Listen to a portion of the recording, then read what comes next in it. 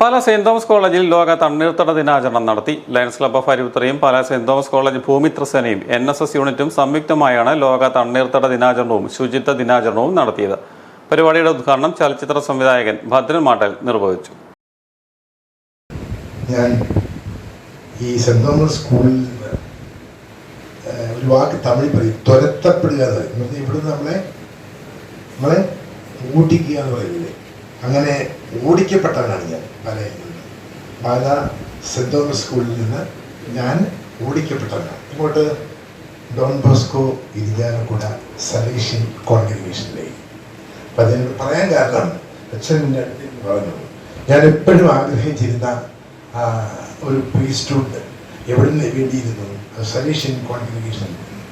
സത്യമാണ്, എന്നെ നിങ്ങൾക്ക് മുൻപിൽ ഇന്നിങ്ങനെ നിൽക്കാൻ എന്നെ ആക്കിയെടുത്ത എനിക്കുള്ള ഒരു അച്ഛനുണ്ടായിരുന്നു. ഫാദർ ആൻഡ്രൂ ദൊരരാജ് അച്ഛൻ, തമിഴിലെ അച്ഛനാണ്. ഞാൻ ആ സ്കൂളിൽ സ്കൂളിൽ നിന്ന് പറഞ്ഞ പോലെ തുരത്തപ്പെട്ട് കരുതിയിട്ട് ഞാൻ അവിടെ ചെന്ന് അഡ്മിഷൻ വലിയൊരു പ്രശ്നമായിരുന്നു. എനിക്ക് ഒരു അനിയനുണ്ട്, രണ്ടുപേരുടെ അവിടെ പോയിരിക്കുന്നു. എന്നെ കണ്ടപ്പോൾ തന്നെ അയൽക്കൂട്ടിലേക്ക് റൗഡി ഭയങ്കര ചുരുണ്ട മുടി വെരി എഫ്റ്റി കിട്ടും.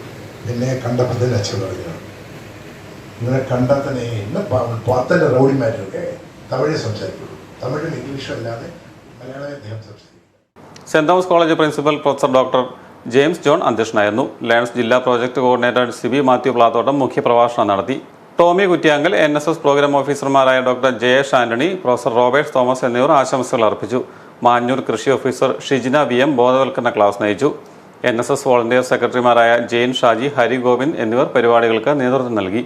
ദിനാചരണത്തിന്റെ ഭാഗമായി കോളേജ് ക്യാമ്പസും പരിസര പ്രദേശങ്ങളും ശുചീകരിച്ചു. സെന്റ് തോമസ് കോളേജ് അങ്കണത്തിൽ നിന്നും കൊട്ടാരമറ്റം വരെ ശുചിത്വ അവബോധന റാലിയും ബോധവൽക്കരണ ലഘുലേഖകളുടെ വിതരണവും നടത്തി.